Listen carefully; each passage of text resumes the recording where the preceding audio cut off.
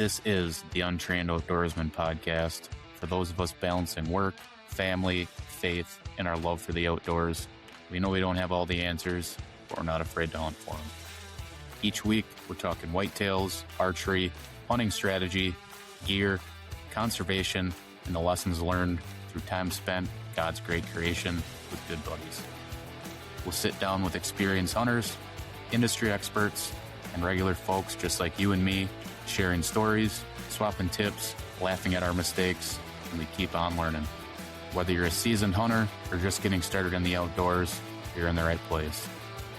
This is the Untrained Outdoorsman podcast, where deer camps live on, so pull up a chair and join the conversation. Anyways, what have you been up to? Getting everything pretty well wrapped up. I finally got all my cameras out, so now it's like, I feel like I'm going to need to pick up knitting or something for the rest of the summer. I'm not a big water guy, or I don't fish. So, I mean, summer for me is like, I'm just finding little odds and ends crap to do, usually with gear or overthinking stuff, and, you know, not really much to do. Been fishing a lot. I haven't done much in the woods. It's been so hot. The bugs are bad. I got to get my cameras out. I got to get out. Yeah. I got all mine out, so now I probably won't touch them or anything until I don't even have them on video mode right now. I just have them on like pictures, send them to me once a day and just to see what's there. And then I'll probably move them like end of August if I need to move them, and then change batteries and then put them on video mode probably when it gets closer to season. Yeah. But yeah, other than getting cameras out, the next thing is just to start shooting more, I think, and getting all that stuff. I mean, it's on. I've shot it a little bit, but with my broadheads and like at the arrow weight I'm going to be at, and like pretty much how I'm going to hunt. It's just getting reps in and getting the muscles lubed up and used to shooting again, because the first day I shot like 100 arrows and I was cooked. I hurt bad the next day. Yeah. So. I got to get my bow kind of set up here pretty soon. Yep. It's been a busy summer so far. Oh yeah, it always is. I always thinks, next summer, or next week, or next month, and it's just never get time. Yeah. So yeah, got Tom's food plots in for him. Just got enough rain, just not the sun. Well, this 4th of July week, it's going to be in the upper 80s here. Yeah, hopefully it's a little sunny though. Yeah. Here it's supposed to be in the 90s that same time frame, and there's a chance of rain, and it's supposed to be cloudy every day. So it's going to be muggy and miserable. Yeah. So hopefully, if there's a week straight of like hot weather with some sun, that stuff should shoot up pretty good. Oh yeah. But yeah. Yeah, I already mowed all my food plots once already. Yeah. And then I got cameras on my food plots. I only had 2 out, and the one I ran out of pictures on because I just got it on the basic. Yeah. And I have no idea how big my food plot is right now, how tall it is. Yeah. I mean, it's timing thing. If it's established, it's more important like that first year or two after it's established. Once you mow it once, it should, and you got enough moisture, it should take over, especially clover for the most part. Yeah. But yeah, it's pretty much the time of the year where it's most of the work is done as far as the behind the scenes stuff. Now it's just like the little stuff. Yeah, practicing, making sure your gear's ready to go, and all the stuff that's broke or still in a wet pile from last year, all full of mold and whatnot. Get it all aired out and cleaned and go through. I don't know. Sometimes it's just I finally got my backpack out from when I was hanging cameras and stuff from last year, and I mean that thing was blood stains on it, still like moist, like had moisture in it still, and full of like pine needles and bark, and it's like I don't know. Yeah, I just threw all my stuff in a tote last year at the end of season. Yeah.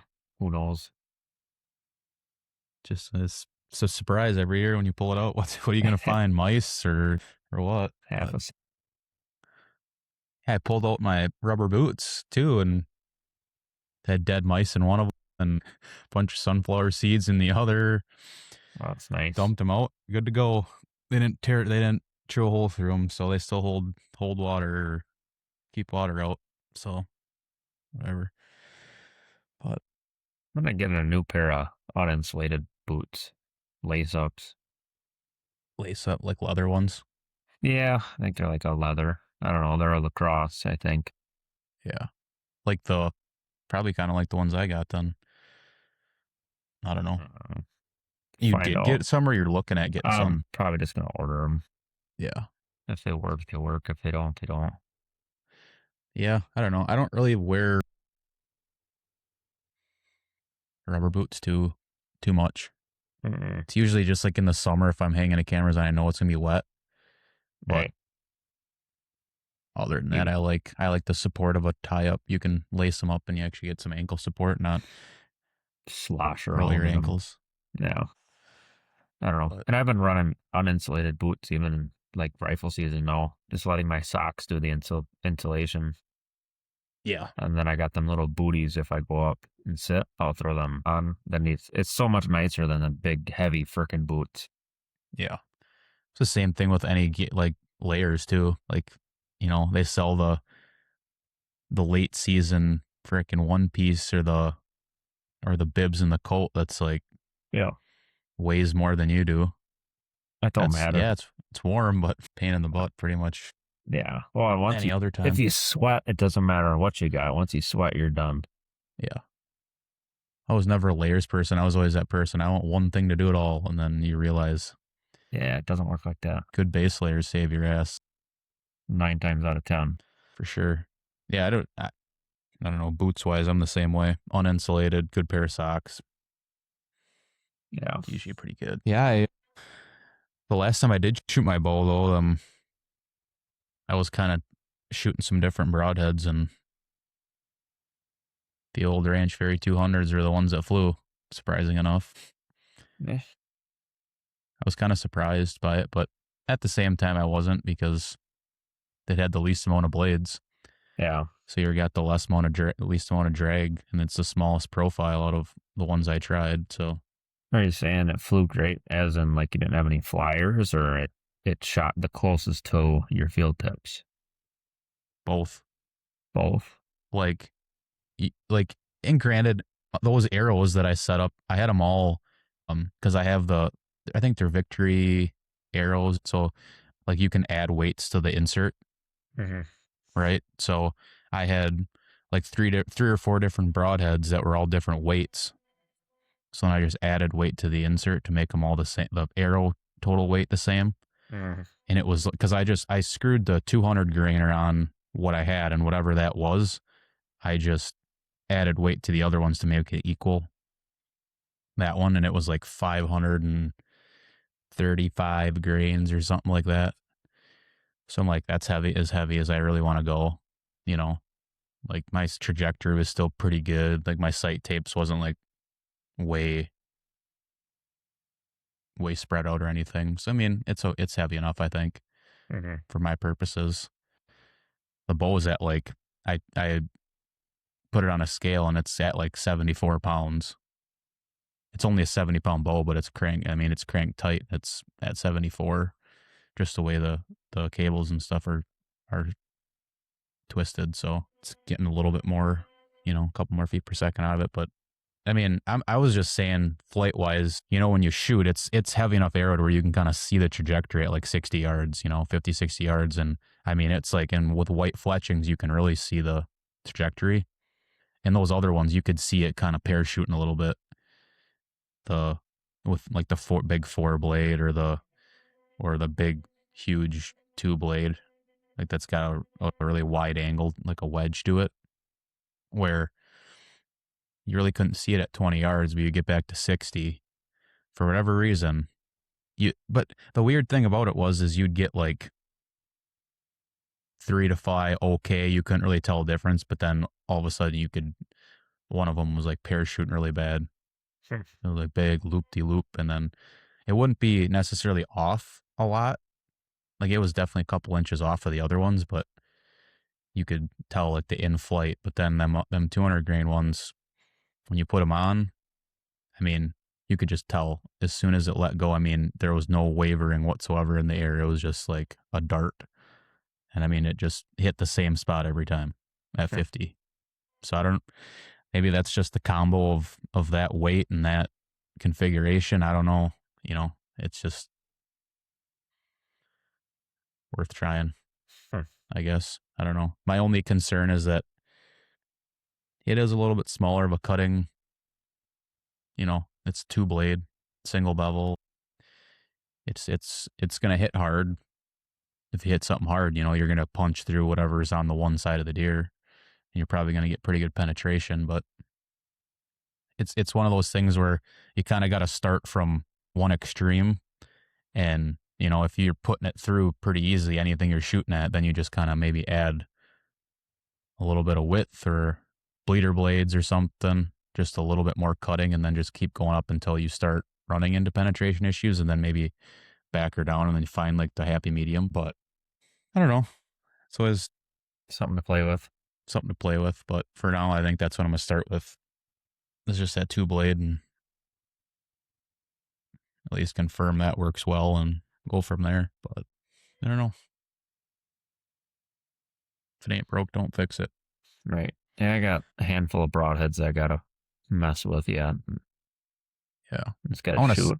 Yeah, we got to set up some sort of like penetration test and just shoot them all. Like couple different styles and do like a quartering to where something a little more realistic than like ballistic gel or like a layered cardboard. Something where there's like actual layers, like something to imitate hide, which is going to dull the blades, or it's either going to dull them or it's not going to dull them right away.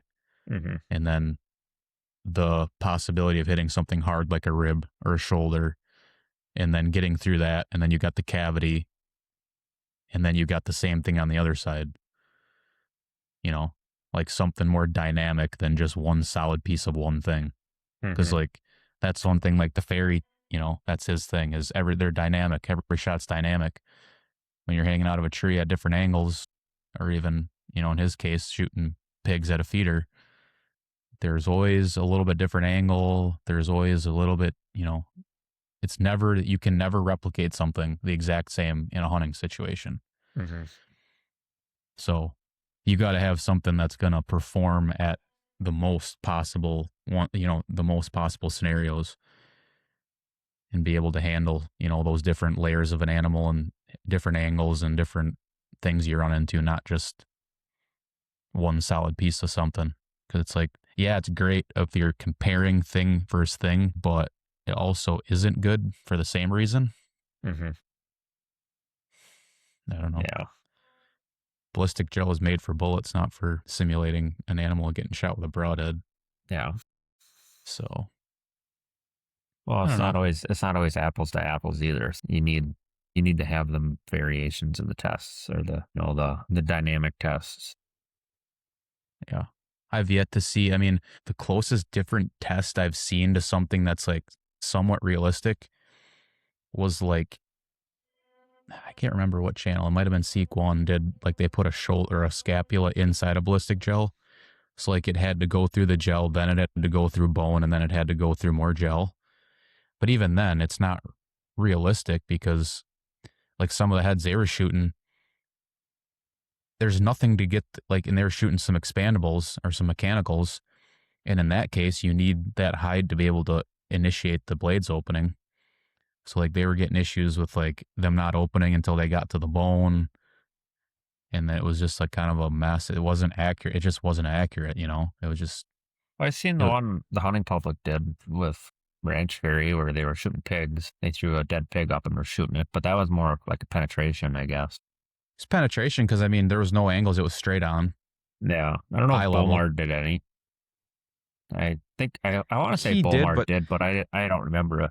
He did, but it was mainly to sell his broadhead to say like, hey, this can handle this. And it was getting shot out of a 90-pound bow at 30-inch draw length, which isn't Yeah. realistic for 99% of people. So he can get away with a lot more for as far as Yeah. penetration and energy goes because he's an alien. You know, Right.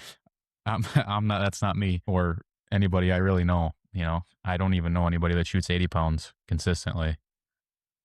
Right. Like, I don't know. I don't know. But yeah, we'll do that at some point. Just I've see what kind seen of broadheads we got laying around and shoot them through that's something realistic. that's G5 is making a thing on Facebook right now. That's like their new thing where our broadheads weren't made to shoot steel targets and blah blah blah blah. That's like their new selling point. I keep seeing it pop up on Facebook. I'll have to look that up. I haven't seen that, but yeah, I mean, I think everybody's kind of sick of all the marketing that goes into. I feel like it's coming back the other way to where like people are finally realizing that like, hey, They're just trying to if it dupe you everything. if it ain't on an animal or it ain't in Hmm. a realistic scenario, like who, like, Right. you know, Like I don't know. Like the expandable people bitching about rage and all that stuff. I've never had a problem. I've killed. I'd if you put a percentage on type of head and or a specific head, I've killed more deer in my lifetime with a rage than hypodermic Right. than I than anything else. Granted, I've shot at the most deer with those, but Right. I don't think I ever lost a deer with one. No, and they're the most popular broadhead sold. So yeah, you're gonna have more issues. Granted, just because there's that many more people are running that product, but that's also the first thing every bow shop throws at a guy is pack a rage, pack a rage. You know, Yeah, some sort of expandable. Then you get some guy that's pretty green to it, doesn't know exactly what he's doing, and over but tightens it on, or for someone new though, like when we were talking to Brian about it, it's like, okay, am I gonna a guy that's like brand new into hunting and like doesn't know how to tune his stuff, is relying on us, needs to go out there, you know for a fact that he's gonna go out there next week and shoot a deer for the first time. You want to give him the highest percentage chance of killing something, and you can't give someone like that a single bevel 600 grain arrow and waste time doing all that stuff for someone new that is never going to sharpen his stuff or like not do it the right way. Mhm.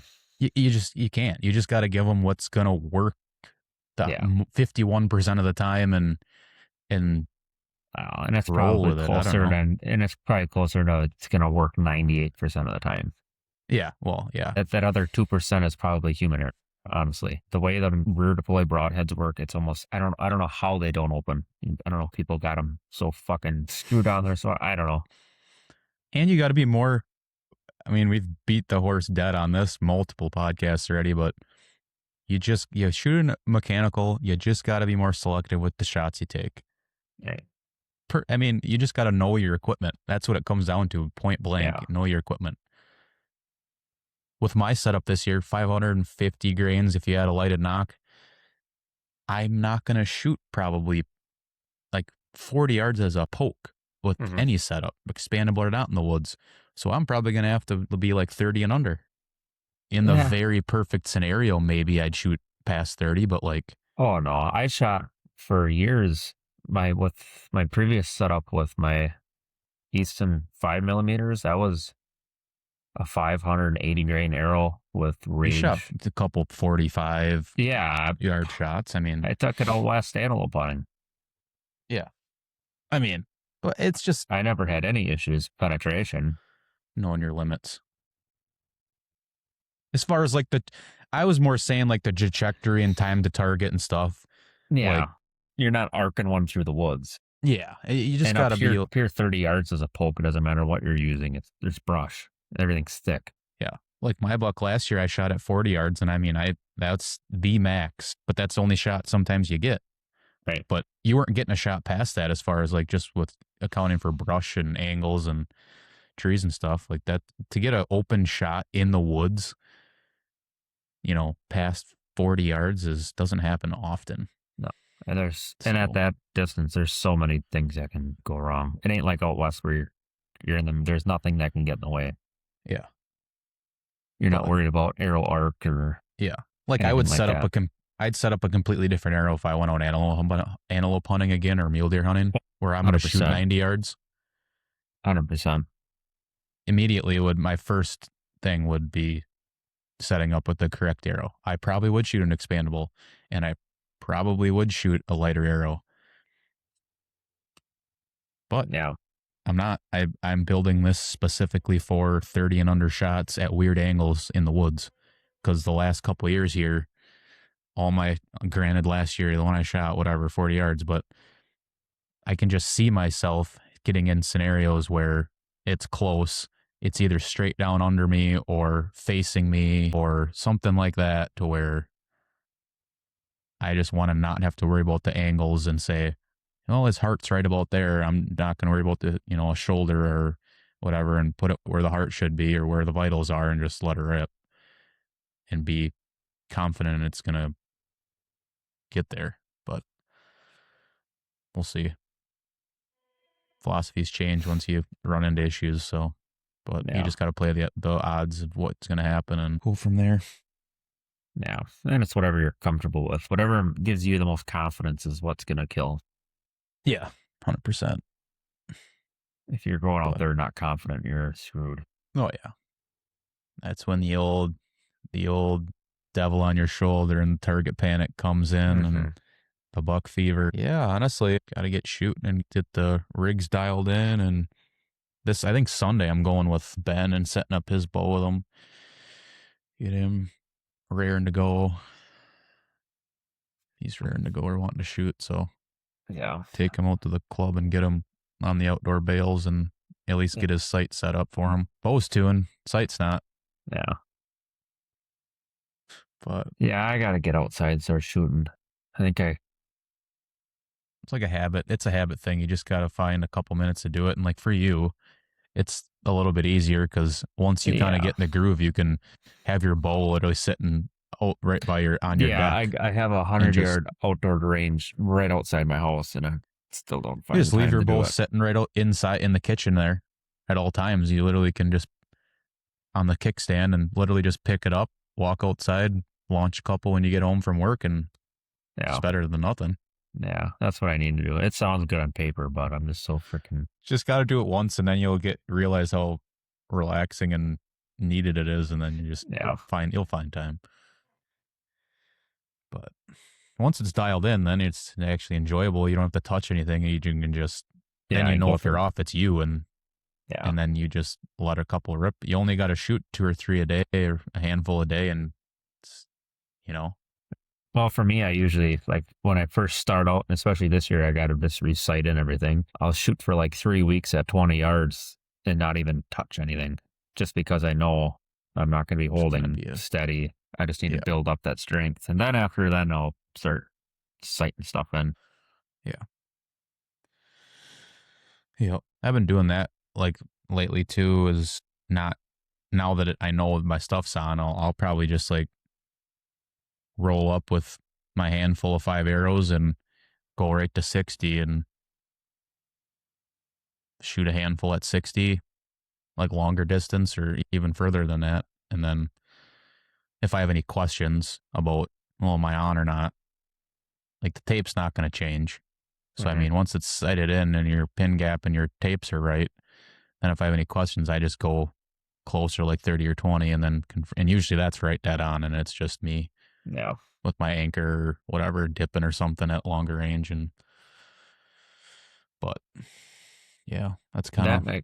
I need some early season, like brush pants or something I got to pick up. I got a couple spots where I walk in and I have to put my saddle in my backpack. I had my you don't want to wear that thing through the bride. No, I had a brand new saddle last year. I just threw it in the burning barrel just because it was so full of pickers and shit. And I had a pair of the early season Sitka pants that, I don't know, burr magnet.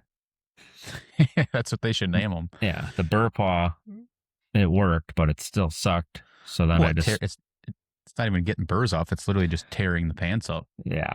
So then I went to a pair of grayish, dark brown blue jeans, and I just wear jeans in. So it's just which are better for brush and stuff, but you sweat your. They're not too bad actually. They're pretty thin. You get them at Yeah. Walmart. Right. And I just wear half the time. I don't even wear camo when I hunt. Honestly, Yeah. just don't move. Yeah. Solids are making a comeback, that's for sure. It's another But thing people for the are wrong reasons. uh, camo companies are just trying to get you. Yeah. And they're realizing that there a lot of guys wear like I like wearing some of my camo clothes are more comfortable than my everyday clothes. I'll wear them like out Oh like yeah, just I to the wear. store or whatever, and you kind of get looked at funny when you wear camo in some place now. People are like, "What the hell is going If on?" I'm spending $300 on a jacket, I'm wearing that sucker out on the town. Yeah, I do it all the you time. get a solid jacket, and you don't get everybody's neck don't turn when you walk in the door. Oh yeah, I wear my late season stuff. I wear ice fishing all the time because it's warm and it's waterproof. It's nice. Mm-hmm. I'm not one of the scent control freaks that are gonna go into a panic because you wore it outside out of your Rubbermaid tote. Scent control's dead. Yeah, scent control is never better thing. I don't. It's never talked about anymore. I don't think. Maybe there's people that do it, but There's still some guys that'll preach to the choir, but well, their ego's so far deep in it they have to. That's their image is built around it. yeah, So, that's the biggest scam in the hunting industry right there. oh, we want to get into biggest scams, huh? I don't know if I have time for that. That and food plots. Okay, yeah, yeah. They are a scam as far as the amount of time and effort it takes to do them and do them right. And even then, there's no guarantee they work Yeah. because Yeah. Mother Nature either shits on you or it doesn't. And I tell you what, you're not going to kill a 180-inch deer out of a food plot if there ain't a 180-inch deer living in your frickin' woods. yeah, Can't kill them if they ain't there. So what's the point of wasting money on it?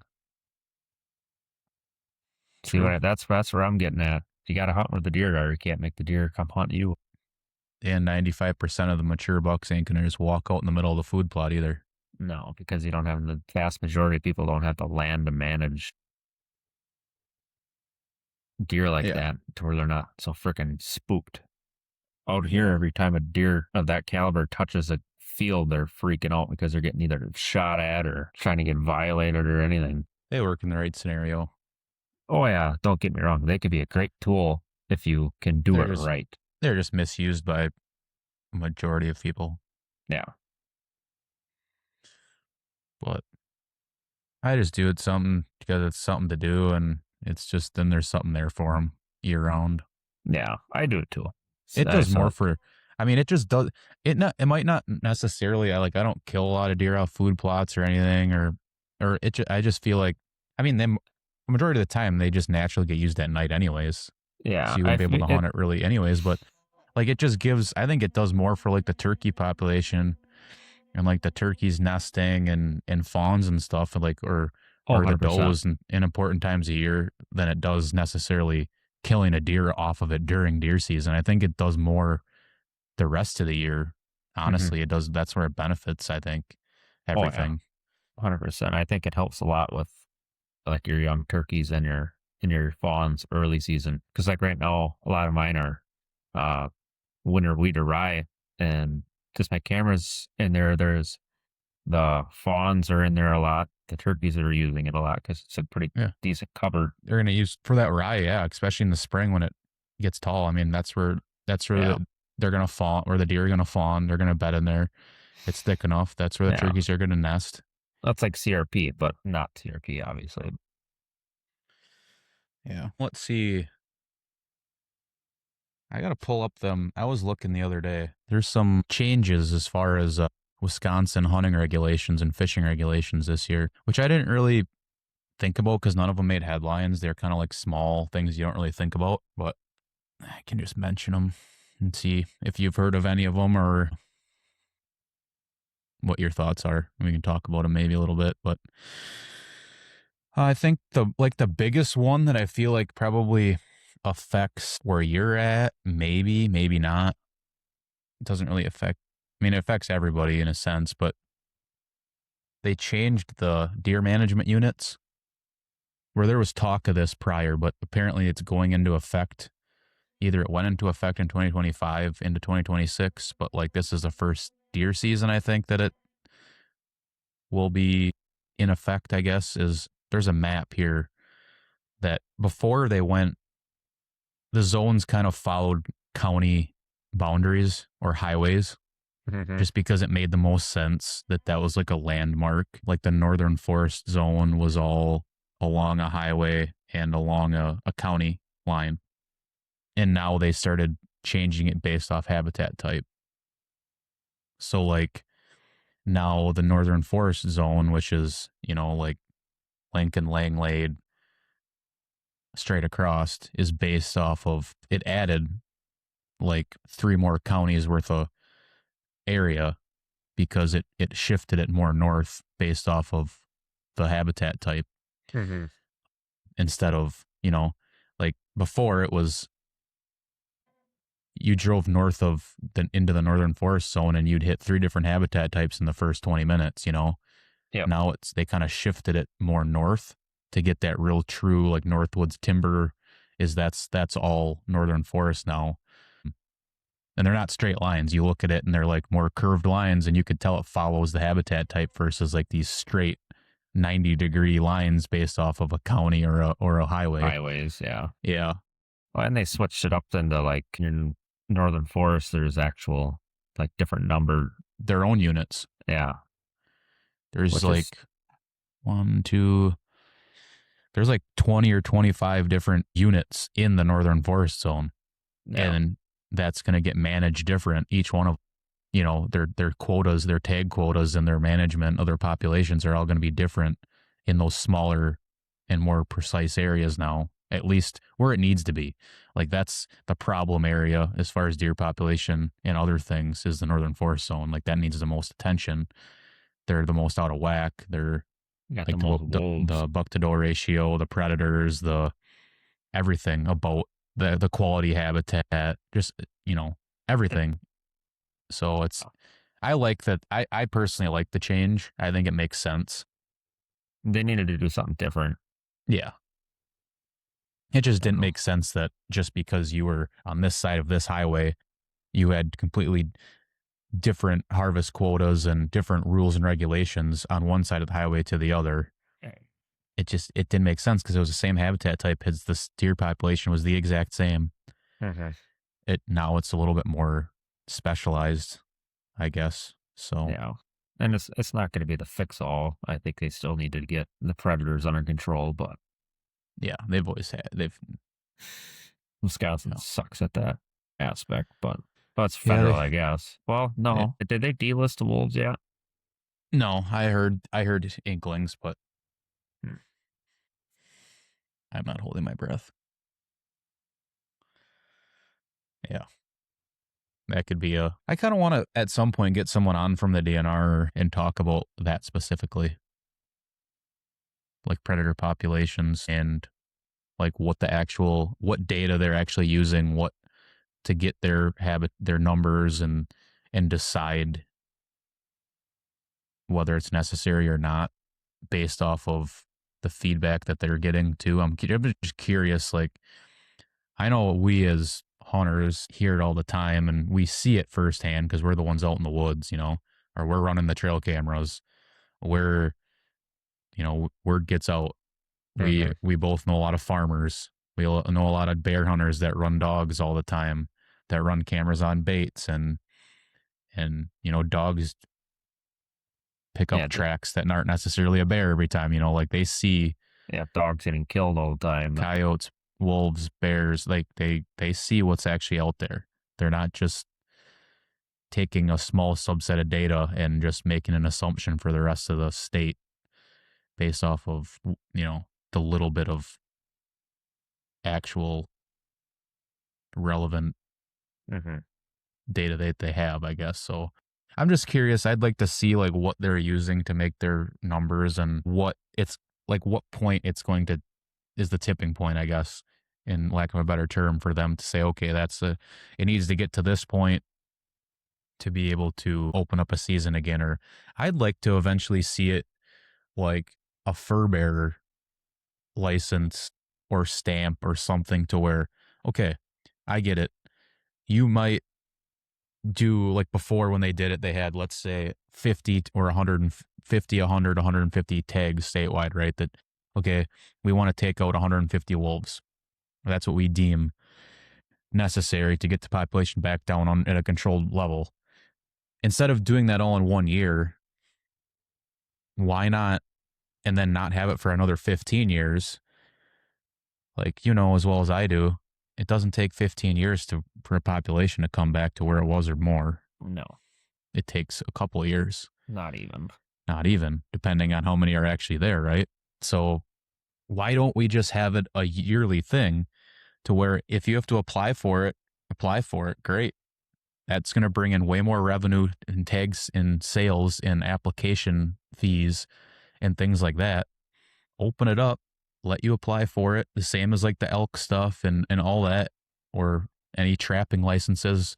That's going to generate revenue if that's what they're looking for is money, and give people an opportunity so that the predators are hunted every single year.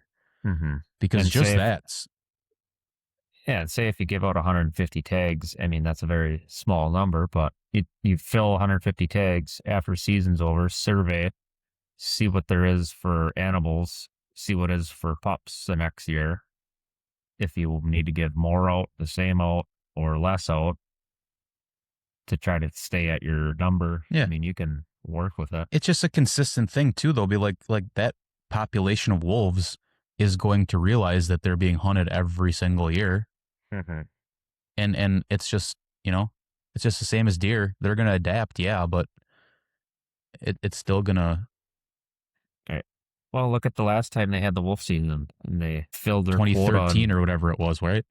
No, it was not It was that long ago. 2013. 4 or 5 years ago they had it because we were out of high school the last time they had it. Maybe it's 2019 then. Yeah, because they filled their quota in like 24 hours. So what does that tell you? Oh, right, and you have overflow then too, Yeah, because like you didn't have to register it until like 24 hours after. So that whole Right. 24-hour Or waiting period, Oh yeah, 48 hours. they You like filled your- doubled the quota. Yeah, so That just tells you how many are out there. yeah, You know what I mean? Like, if you can fill a statewide quota in 24 hours and double it in 24 hours, you're not hurting. The population's not hurting. no, and there's so many in like these huge chunks up here. There's super packs of 10 to 15 wolves. I mean, the DNR is so freaking naive about the predators is unreal. I just want to hear it from the horse's mouth, essentially. Like, I just want to hear where they're getting the data, from who, what practices are they doing to get the data, and what is the cap? Like, what's going to have to change for something to actually happen, so that at least we have something to go off of. Like, okay, it needs to get here, and we know it needs to get here before there's something's done, versus just, oh, when are they going to do it next, and not even know what the thought process behind it. I'm just curious. Yeah. So yeah, that was one thing I found, was the deer management units getting adjusted. So that's, in my book, a plus that I didn't really, I mean, we've heard about it the last couple of years, but didn't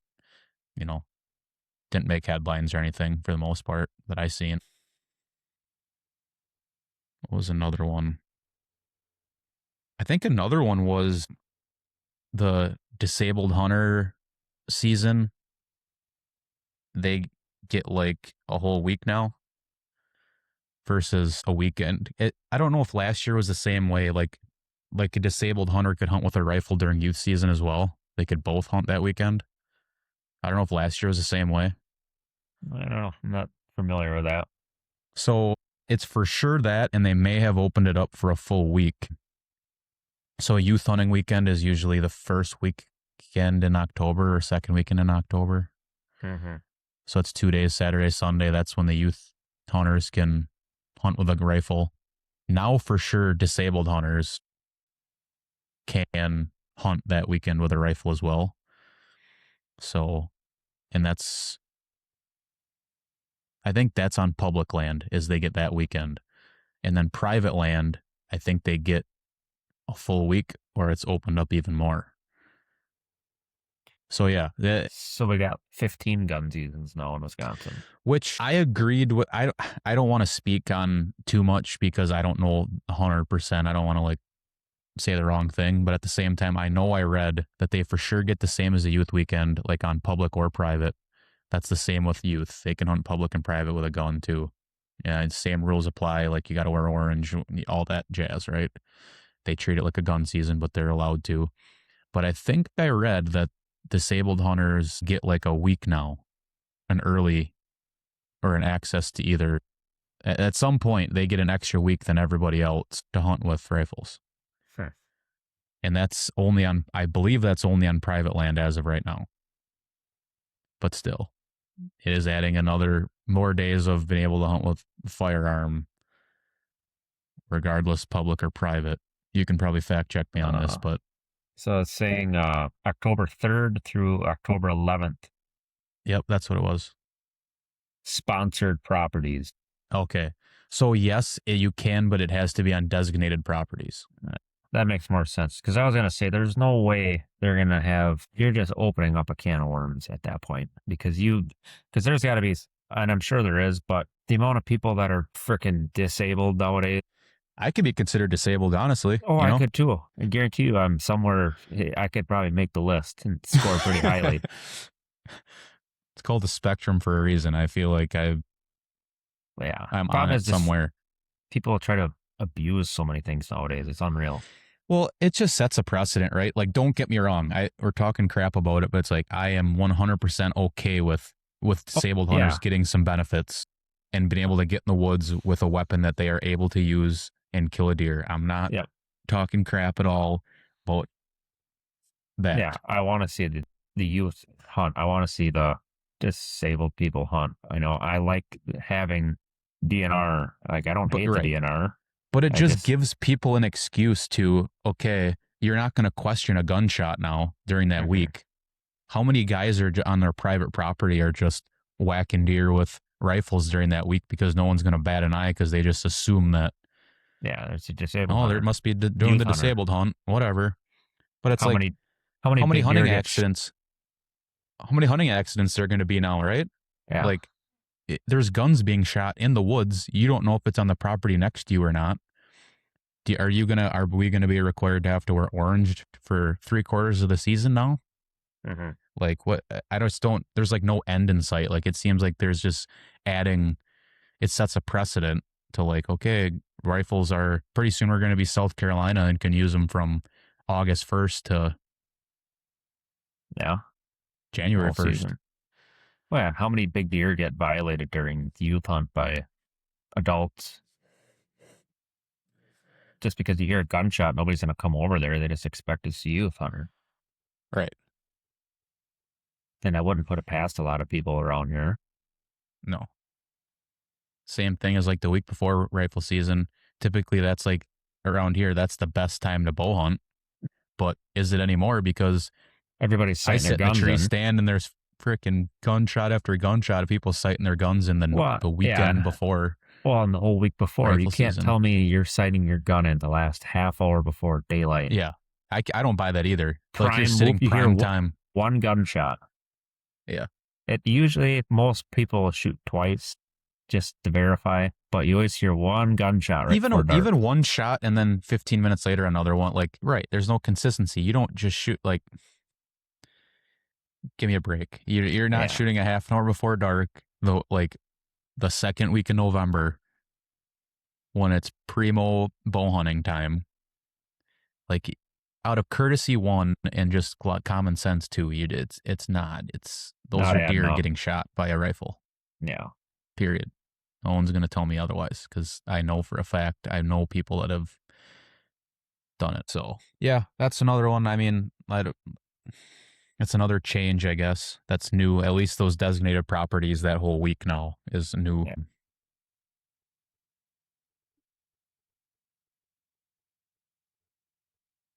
And then another one was the carcasses. I don't know what the laws were previously about leaving carcasses in the woods. I think you couldn't do it on public or private land. You could not. You had to. You had to have a proper disposal of the spinal cord, I thought. Yeah. Now it's you can't do on public land. You have to bring the entire animal out, and then on private land you have to bury it. What was it?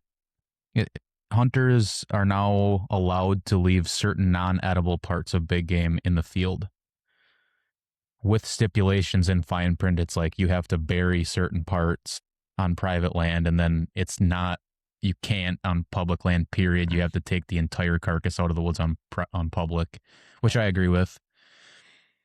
On public, at least. I don't know. But I don't know. What's the difference when you drive down the road and there's 15 deer laying dead on the side of the road? I don't, because I think gut piles are fine. Yeah. I think it's just like the bones and the. They don't want like the spinal cord and because of the CWD. Yeah. I think it has a lot to do with disease spread. Yeah. But you got to like bury it so deep. Yeah, in the middle of rifle season when it's ground's froze. Yeah. I'm gonna carry a shovel in the woods. Just another thing you can get fined for. Yep. But that was another change somehow, some way there. There's the changes that way with carcasses being what you can and can't leave. And it's different public and private. And then the last hunting one that I seen change was they extended fall turkey season from like, it was always only like October to November. I thought it was just into December. October into like December 15th or something like that, I thought. Now they extended it all the way through January. So they like pretty much, it lines up pretty much with deer season. Yeah, that's fine. Starts a little bit later, but they extended it out further. I don't really fall turkey hunt at all, but I did once. I don't know. I just get so caught up in bow hunting. It's the last thing I want to do is chase around a stinky bird. And they're not gobbling. They're just in a big group. It's just like, it's not as enjoyable. But for guys that do it, I guess they got longer. Once they fill they'll be able to do it after gun season now. So like that's the next thing, I wonder how it would be like actually pursuing a fall turkey. Like they don't gobble. No, well, they must still roost. Say that they gobble, but it's a whole different kind of gobble. Because last year, opening day of gun season, I was sitting, and you can hear there was turkeys gobbling. It's just a different kind of gobble. Yeah, they're not actively pursuing hens and stuff. You might be able to call them in still. I don't know. Never tried it. Yeah. Let's see. That was the only hunting thing. Other hunting thing. I'll read through some of the fishing changes because I don't fish, so see if you know about these or not. Muskie season. Yeah, they changed that to open up sooner, which is dumb. Open up sooner, and there's not separate zones, northern or southern zone. It's all one now, or what? Yeah, so it used to be south of Highway 8 or Highway 10 in Wapaka, I think it was, opened up with regular fishing, and then Memorial Weekend is when it opened up north of Highway 10 up here. And what happens is now you're pursuing these fish right in the middle of their spawn when they're their most vulnerable. But you're going to catch more fish. Not necessarily. No? You're going to have more people casting at them up in the shallows where they're trying to spawn. And it's just, I don't know. What I've seen in a lot of feedback from guys in like the muskie community that I follow they didn't even bother fishing the opener. They waited till the old traditional opening weekend was, and they just didn't even bother fishing. So what's the purpose of making it earlier? Like, I guess there's probably a reason DNR wise, but like, yeah, I don't know. I didn't really dig into it too much. I don't know why they did. Maybe just to make things a little more cut and dry, but yeah. So did they adjust it forward, or was it just open earlier and end the same?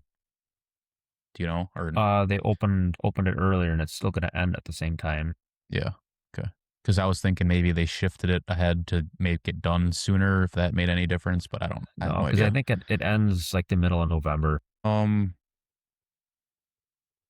Sturgeon. Something to do with June 6th through March 7th. A tag is not required for specific areas, so maybe they opened up more areas to it. Catch and release. I don't know. That was one thing that they had listed.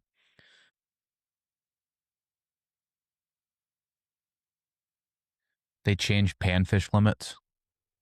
Yeah, it's getting to be a Sounds big like one. that's A a lot of lakes are 5 and 5 and 5. daily bag limit, but only 5 of a species.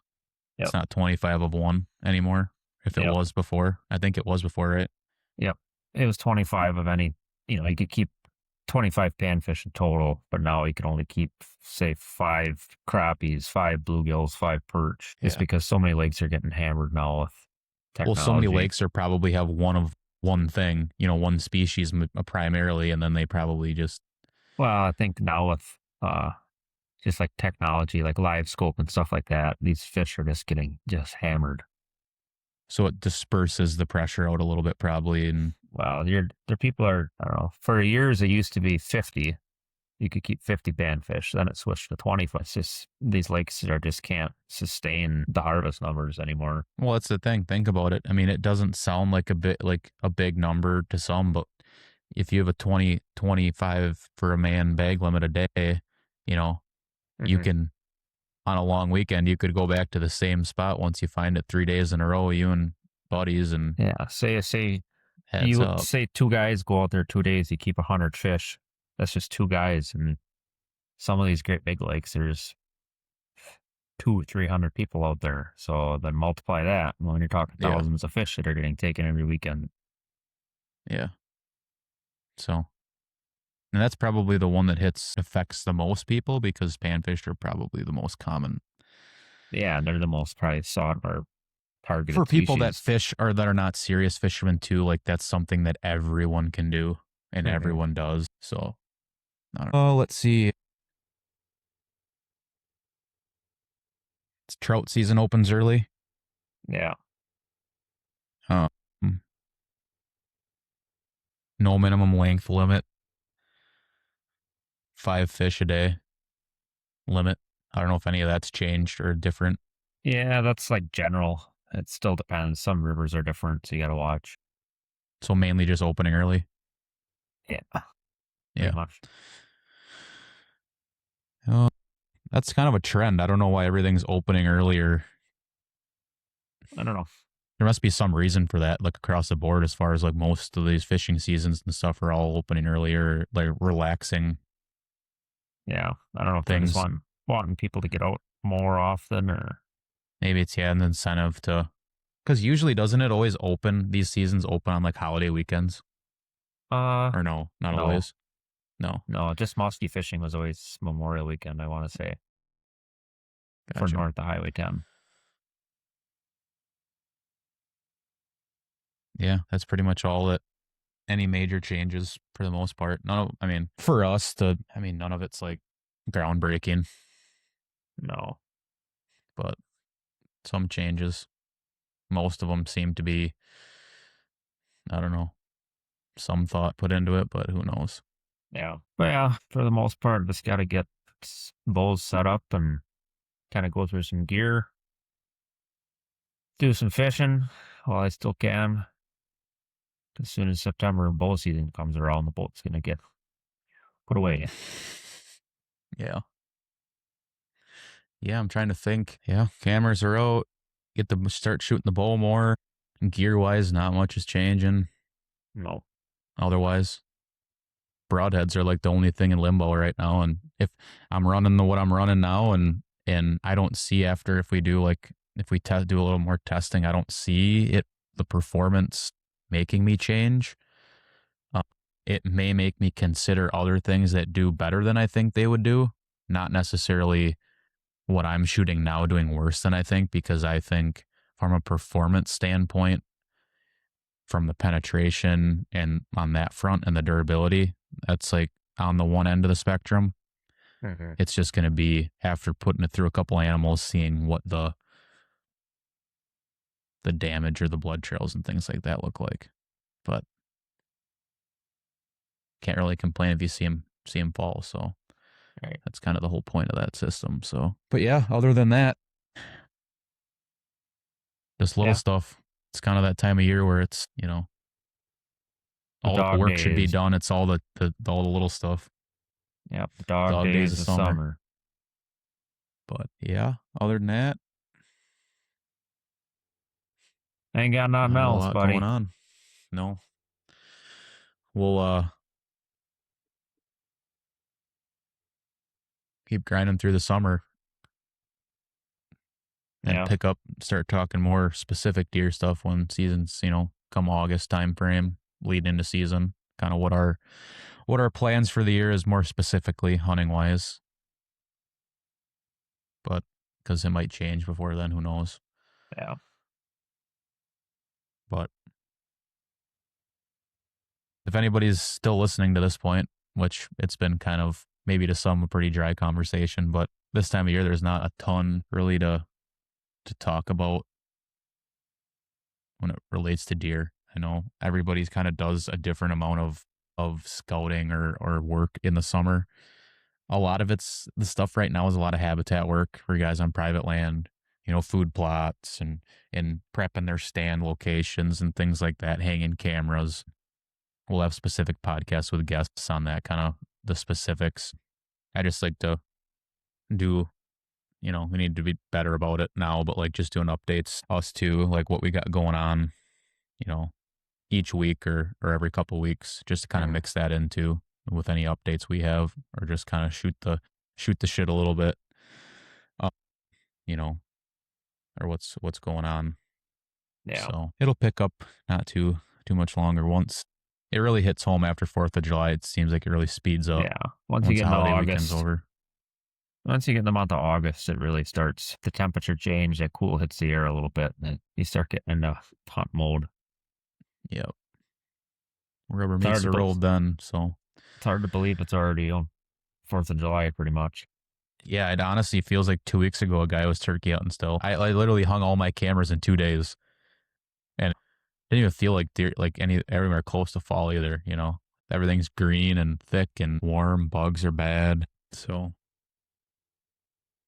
yeah, that's all we kind of got. Drop a comment or send a message on what you do this time of year to keep yourself busy. Is it getting your gear dialed in, or what projects you got going on, what you're doing as far as scouting or things that we didn't talk about? I'd be curious to know what people are doing this time of year.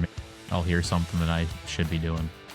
Kind of give me a little motivation, but that's all I got.